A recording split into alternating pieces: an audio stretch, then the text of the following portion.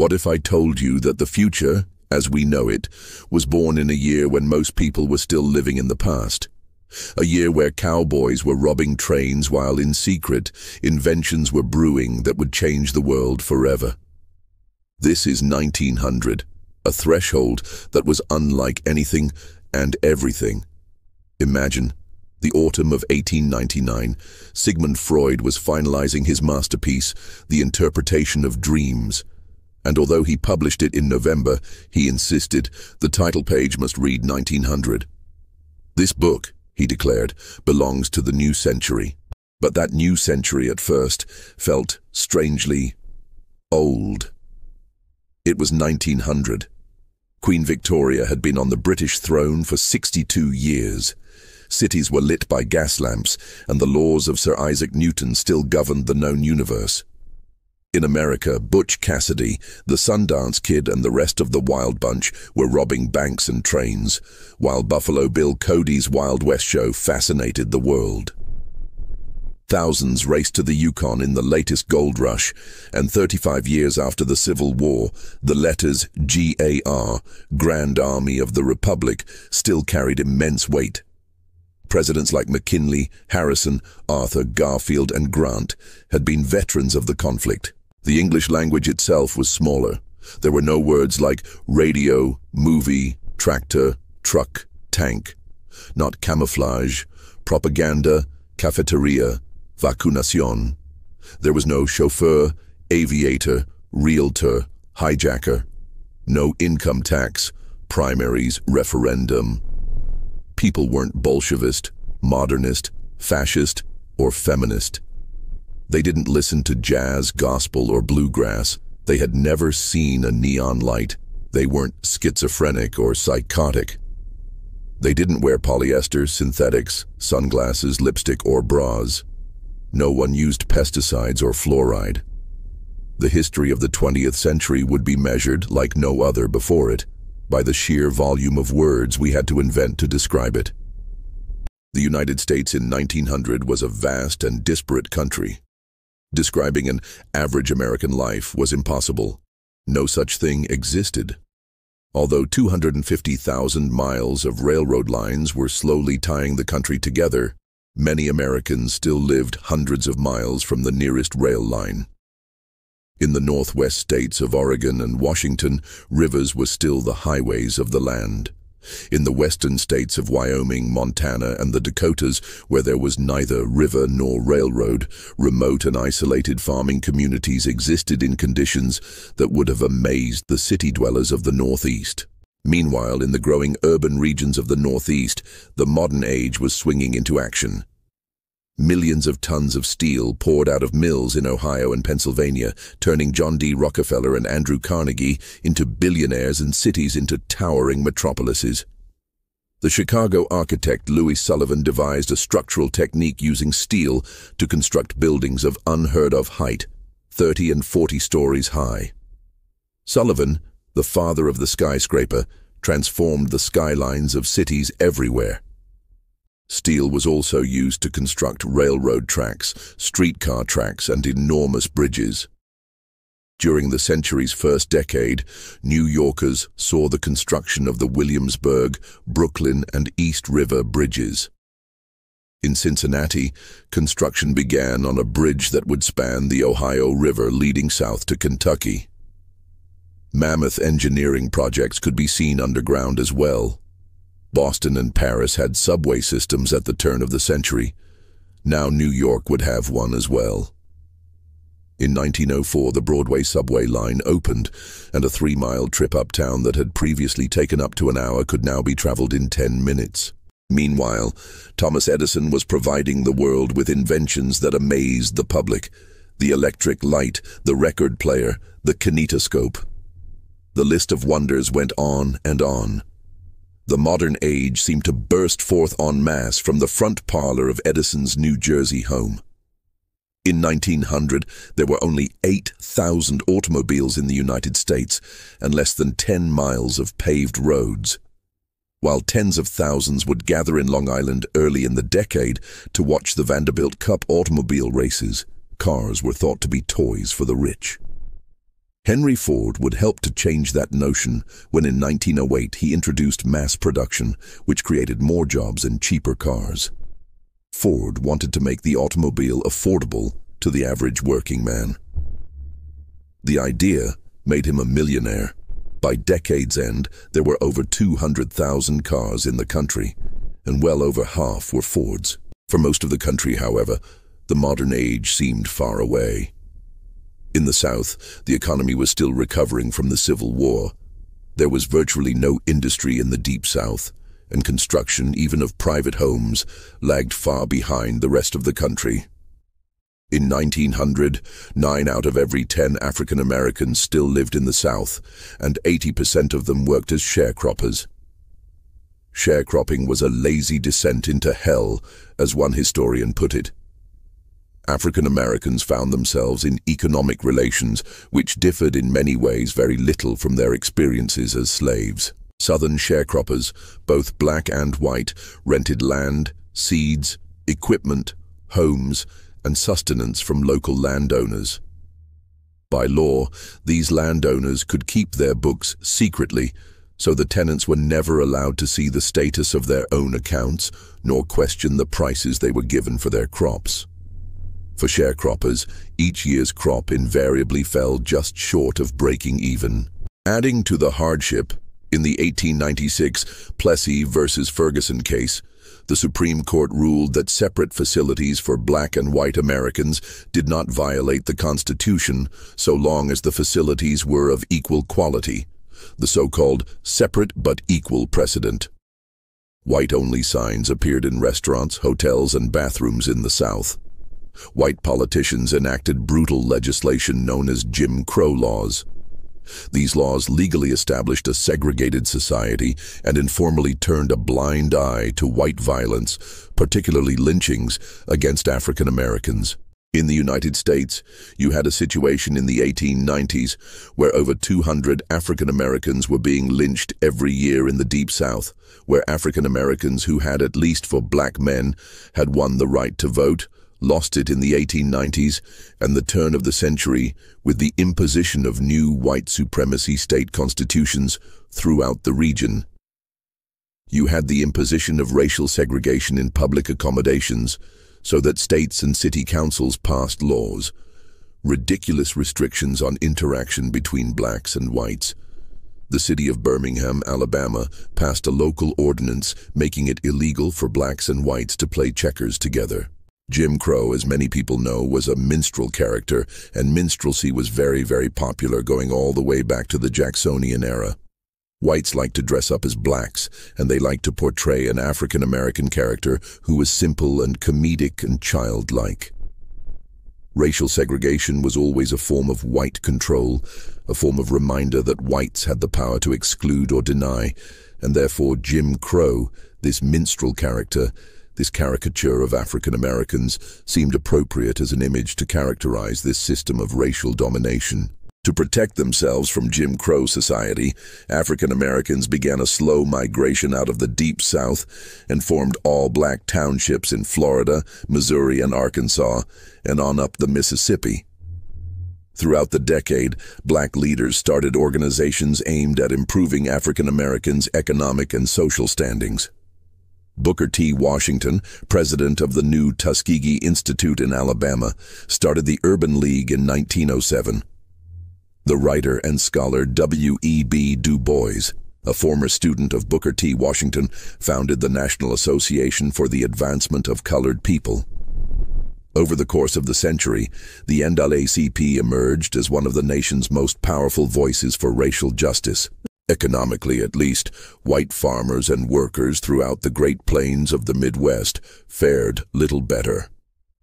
William Jennings Bryan, the Nebraska Democrat who had unsuccessfully run for president in 1896 and 1900, championed the cause of the American farmer, whom he called work and dust begrimed. Like the Southern sharecroppers, miners and laborers in company towns across the country were economically trapped. Miners rented their homes and bought food and equipment from the company. After working brutal 12 to 16-hour shifts 6 days a week, they often found they still owed their employer money. As the nation industrialized, the lives of most Americans worsened. Workers had virtually no power and no voice in American industry. Congress and presidents followed a strict laissez-faire or free market philosophy, standing squarely behind the interests of business and against workers. Wages were bad, and working conditions were dangerous in many industries. Unions were illegal. Union organizers were treated as virtual criminals. During the century's first decade, labor unrest broke out across the country. There were coal miner strikes in West Virginia, Kentucky, and Pennsylvania in 1900 and 1902. In 1903, miners in Creek, Colorado, and Morenci, Arizona, struck. Machinists went on strike in 1901, the New York building tradesmen in 1903, and the amalgamated meat cutters in 1904. Chicago teamsters went on strike against Montgomery Ward in 1905. The Amalgamated Association of Iron, Steel, and Tin Workers carried on a running battle with owners throughout the decade, and bridge workers, who lived an especially dangerous and migratory life, waged a long and sometimes violent struggle against the National Erectors Association from 1902 to 1910. Most of these strikes were popular to an American public that resented the unbridled power of the capitalists and robber barons. The late 19th century had seen a series of depressions that brought unemployment, poverty, and dislocation to hundreds of thousands of Americans. Although President William McKinley's first administration saw a return to prosperity, civil unrest continued to grow. McKinley won the 1900 presidential election, but the performance of socialist candidate Eugene Debs, who finished a strong third in the election, came as a surprise to capitalists and political leaders. The socialists elected mayors in some 50-60 cities. They had hundreds, literally hundreds of publications all over the country. The labor movement itself was quite active. Especially surprising was the Socialist Party's popularity amongst farmers throughout the Plains states, who were notorious for their staunch conservatism. The Socialist Party was, when you think about it, it's kind of mind-blowing. They had 5,000 locals throughout the country. They had about 120,000 members at their high point, but they had a press that, one weekly, for example, The Appeal to Reason, had 760,000 subscribers, was published in Girard, Kansas, a town of 3,000 people. Adding to the tensions of the era was the dramatic increase and changing nature of immigration. From 1882 to 1910, the U.S. underwent the greatest wave of immigration it had ever seen. At its peak, in 1907, 1.3 million foreigners arrived through the gates of Ellis Island in New York Harbor. For the decade, more new Americans came through immigration than through childbirth. In 1900, almost 9 out of every 10 Americans were Caucasian, and most Americans considered themselves native white stock. The majority were descended from British settlers. The new wave of immigrants were mostly from the Mediterranean and Slavic regions of Eastern Europe. Although they came from Europe, they were not considered to be part of the white race. They spoke no English. Almost entirely Catholics and Jews, they came into an America dominated by stringent Protestantism. Unlike previous generations of immigrants, these newcomers didn't head out for the territories to claim farmland, even though they were mostly farmers. Instead, they concentrated in city centers and industrial capitals. A large percentage of them stayed in the dense Lower East Side of New York City, whose population was exploding. Once they got here, what they found often was that they were segregated into different ethnic ghettos. For example, in Chicago and Detroit and in New York and Philadelphia and other places around the factories in which they worked. And there was not much chance of them to break out of these ghettos unless they were willing to divorce themselves from their culture and try to blend in with the larger American society, but that usually took about 2 generations to be able to do that.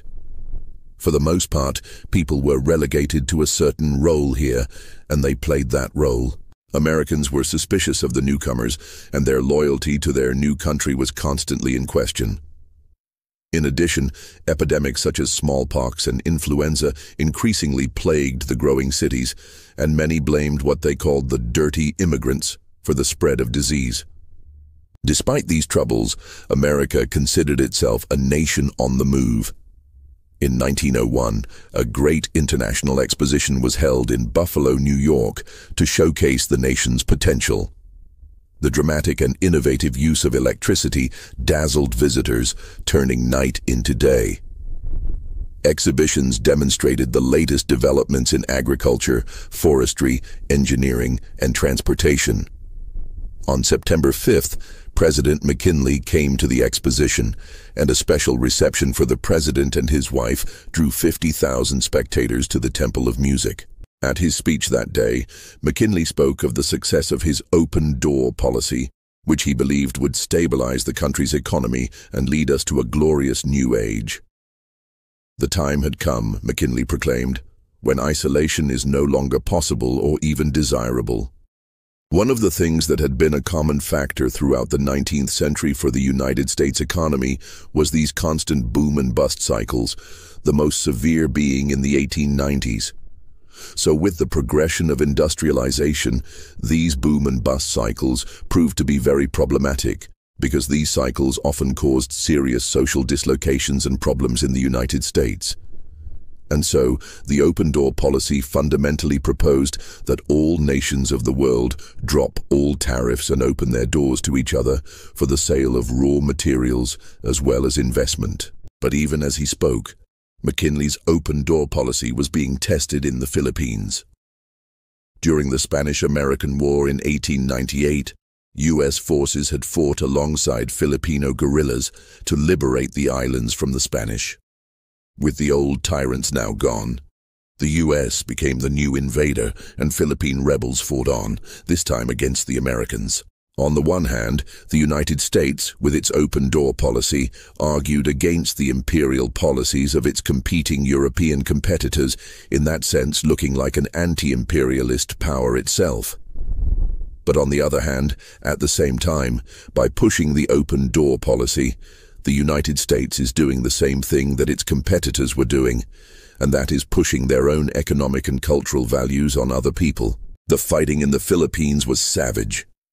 The Philippine insurrection cost many more lives than the Spanish-American War.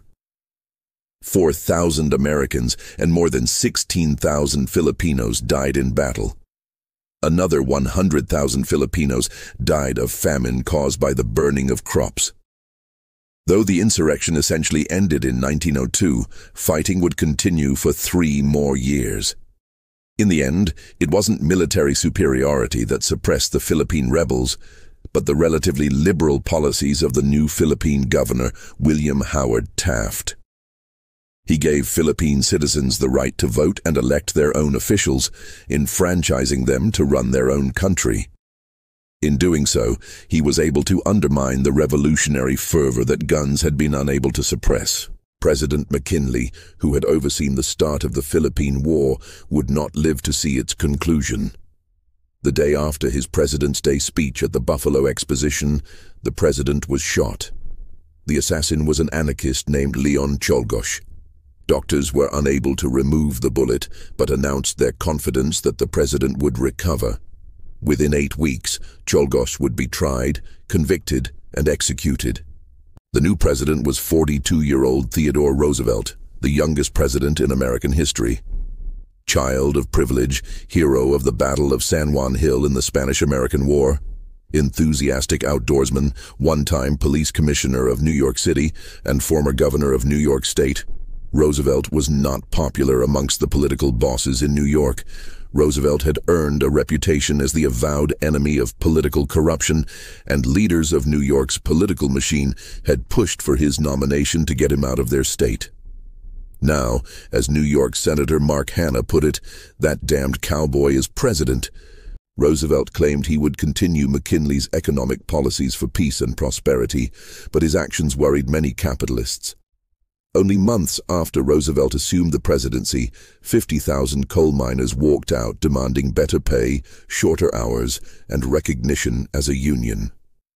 In an unprecedented move, Roosevelt threatened to send the U.S. Army in to run the mines until the dispute was settled. The owners were forced into labor arbitration before a presidential commission, and the workers won a 10% pay increase. A staunch conservationist, Roosevelt also earned the enmity of the logging industry. Spurred on by his good friend John Muir, he more than doubled the number of national parks during his administration. Theodore Roosevelt was passionate about conserving America's beautiful natural resources. He established 51 national bird sanctuaries, 4 national game parks, 16 national monuments, and those monuments included the Grand Canyon, Muir Woods in California, Devil's Tower, and Petrified Forest. He also added 40 million acres to the national forest, and I think it's very key to know why he did this. He did it for the generations that were unborn, people that were going to come long after even you and I are here. Roosevelt was blunt and straightforward. "Speak softly," he said, "and carry a big stick."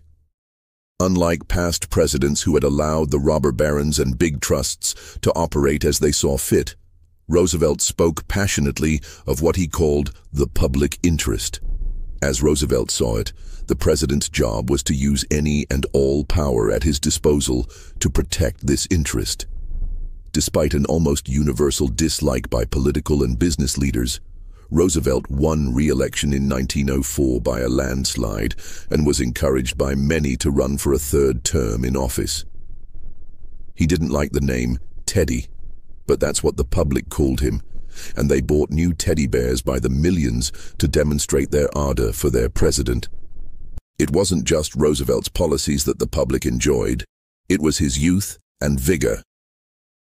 The president had 6 children who enlivened the White House and were the delight of many Americans. The marriage of his daughter Alice was an occasion of national celebration. The ethics of Roosevelt's actions were sometimes questionable, especially when it came to Latin America. An attempt by France to join the Pacific and Atlantic Oceans through Panama failed due to malaria and bankruptcy. Roosevelt thought the United States could do the job. The president of Colombia didn't agree, however, and Panama belonged to Colombia. Roosevelt sent troops to Panama to liberate the region from Colombia, and then promptly claimed the Canal Zone for the United States. "I took the canal," Roosevelt claimed, "and let Congress debate." Roosevelt's intention was to make the United States a world power on the same level as the great European empires. South America and Asia would be the dominions of the United States. "I wish to see the United States the dominant power on the shores of the Pacific Ocean," he said. In 1907, Roosevelt sent a group of battleships known as the Great White Fleet around the world as a show of strength. During his years in the White House, the Navy doubled in size and became second only to Great Britain in the number of ships and men. Roosevelt's politics were called progressive. Allowing the business trust unlimited power provoked civil unrest, Roosevelt felt, and drove Americans to radical solutions like Eugene Debs and the Socialist Party. He believed, he said, in giving all Americans, capital and labor, a square deal. And he wasn't alone. Under the Roosevelt administration, the Progressive Coalition thrived. This was the era of the so-called Muckrakers. Industrial progress had brought with it a host of social evils. Social surveys of the era documented links between rapid industrialization and such ills as poverty, alcoholism, syphilis, tuberculosis, suicide, and what were called emotional pathologies. Wealthy industrialists seemed to thrive on the misery of the masses. The muckrakers believed that exposure could lead to reform. Theodore Roosevelt coined the term muckrakers, and when he did so, as many of the phrases that he coined in American politics, it was not exactly a compliment. He thought that they had their purpose, but that sometimes they overstretched their boundaries, and their influence on the system was not as great as it could be because they tended to be too negative. So he valued the role of the press, but he felt sometimes they overstretched. They did today what we would call investigative reporting. They studied issues for a long time and came up with massive exposés. And no doubt, I think in a general way, you can say the Muckrakers certainly were a catalyst to the reform impulse that reformed many avenues in American society and culture at that time. Ray Stannard Baker exposed corruption in the mines and railroads. The journalist Lincoln Steffens wrote a book on urban conditions called The Shame of the Cities. Looking into slum conditions, many cities took notice. New York City passed a housing inspection law early in the decade, and many other eastern cities soon followed suit. One of the most famous muckrakers was novelist Upton Sinclair. His book, The Jungle, exposed the unsanitary practices of the Chicago meatpacking industry, which packaged rotting meat and garbage into its products. When health officials confirmed Sinclair's claim, the public was outraged. "I aimed at the public's heart," Sinclair said, "and by accident, I hit it in the stomach." Health officials also turned their attention to the patent medicines and drugs that claimed to cure every ailment, a $60 million industry in 1900. Analysis revealed that many contained poison, most contained alcohol. Another major concern of muckrakers and progressives was the conditions of laborers, particularly children. In 1900, 1/4 of all boys aged 12 to 16 were laborers, most working 12-hour shifts under wretched conditions. Progressives worked to pass child labor laws and spoke out against the rich who earned their millions on the sweat and blood of children. Unsafe labor practices were another target of concern. The Industrial Revolution produced machinery that maimed and killed workers, who were then cast aside. As an alternative to the heartless ways of modern society, the era also saw the formation of utopian societies and settlement houses. These altruistic havens functioned as communes, as sources of information and adjustment for confused immigrants, and as a refuge for alternative lifestyles. One of the most famous was Hull House in Chicago, founded by the social reformer Jane Addams, who would win a Nobel Peace Prize for her social activism. Addams wasn't the only woman challenging the traditionally masculine society during this time. The great heroine of miners and laborers around the country was the 70-year-old agitator Mother Jones, whom Teddy Roosevelt once called the most dangerous woman in the country. Others might have nominated Carrie Nation for that honor. She was convinced that a direct link lay between alcoholism and domestic abuse. She waged a long war against the evils of alcohol, often going into saloons with an axe and chopping the bars into pieces. The work of Nation and others like her would ultimately lead to both prohibition and women's right to vote. It was an era of change and uncertainty, and of can-do optimism. Science, medicine, and technology were advancing at an unbelievable rate, with new discoveries coming one after another. In 1900, the Kodak Brownie brought photography to the masses by making cameras cheap and simple. In 1901, the Italian physicist Guglielmo Marconi sent the first radio signal from England to Newfoundland. At the time, it was a breakthrough with little practical applicability, but within 5 years, a flurry of discoveries made the radio possible. In 1904, experiments in upstate New York had begun on electric railroad trains. Though steam engines would continue to pull trains for another half-century, already electric streetcars were showing up in every major city. It wasn't electronics, but mechanics that allowed man to take to the sky. In 1903, Orville and Wilbur Wright, bicycle mechanics from Dayton, Ohio, were ready to experiment with a flying machine made of bicycle parts, stretched muslin, and a gasoline engine. Orville Wright was at the controls on December 17th when the airplane lifted off the ground at Kitty Hawk, North Carolina. He flew the plane for 12.5 seconds. The events of that momentous day made few headlines. Only 3 American papers carried the story. But the Wright brothers had flown into history. In Switzerland, in a matter of months, an obscure postal worker named Albert Einstein produced 3 mathematical formulas that shocked the scientific world. Einstein's formulas established an equation to calculate the size of atoms, proposed his famous special theory of relativity and effectively ended the reign of Sir Isaac Newton's concept of the universe. Taken together, they established quantum theory as a real science, leading to most of the century's scientific breakthroughs. The one science that seemed to lag behind was medicine, and the consequences were becoming dire. As more and more people moved to urban industrial centers, disease and epidemics were ravaging the population. In 1900, doctors had no real understanding of how diseases like cholera, diphtheria, and yellow fever were contracted and spread. Smallpox epidemics became a recurring nightmare in big cities like New York, Boston, and Philadelphia. Help in solving some of these diseases would come from an unlikely source: the construction of the Panama Canal.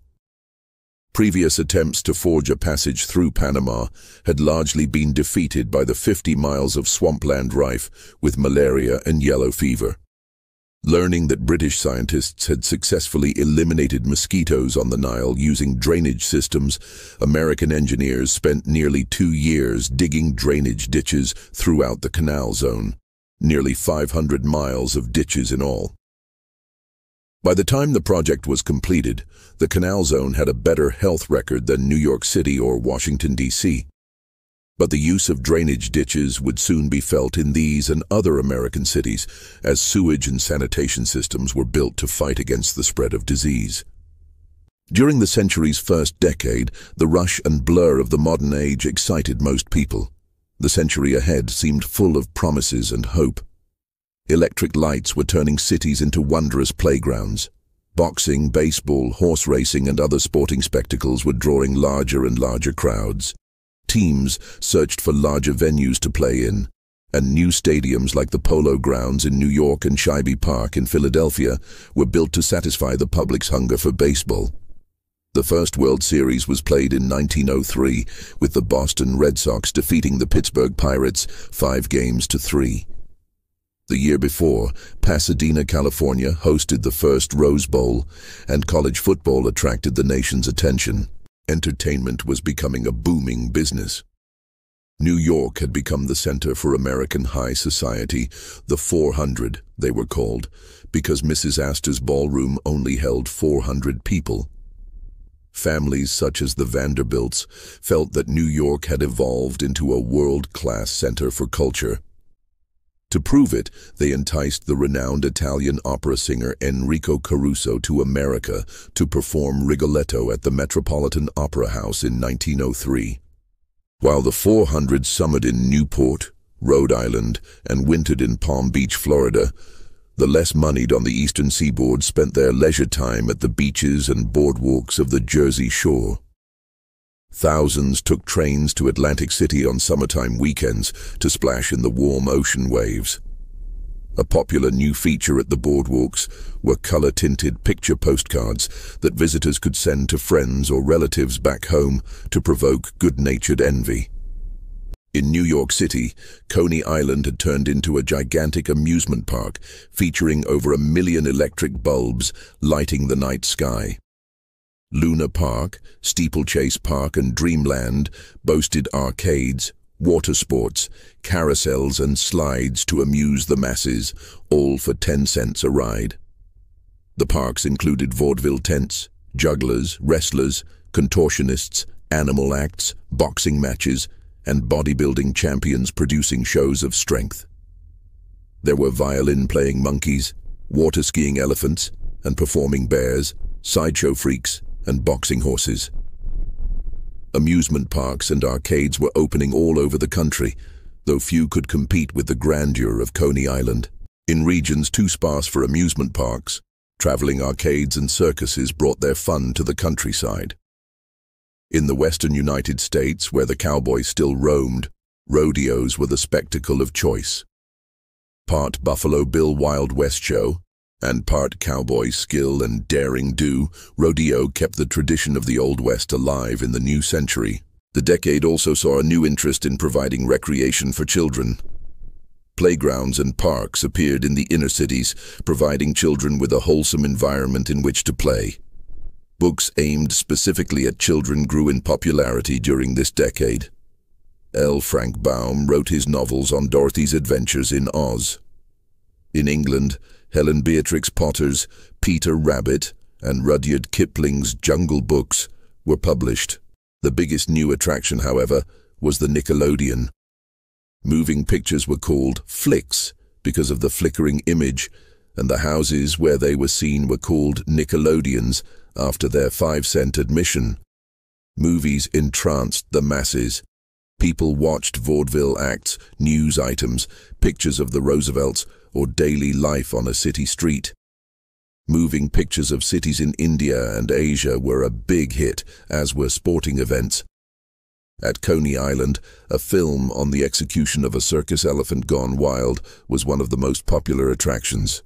Film in the 20th century seemed to be made for each other, not only because film is invented just a few years before the turn of the century, but also because the 20th century is the century of technology in many ways.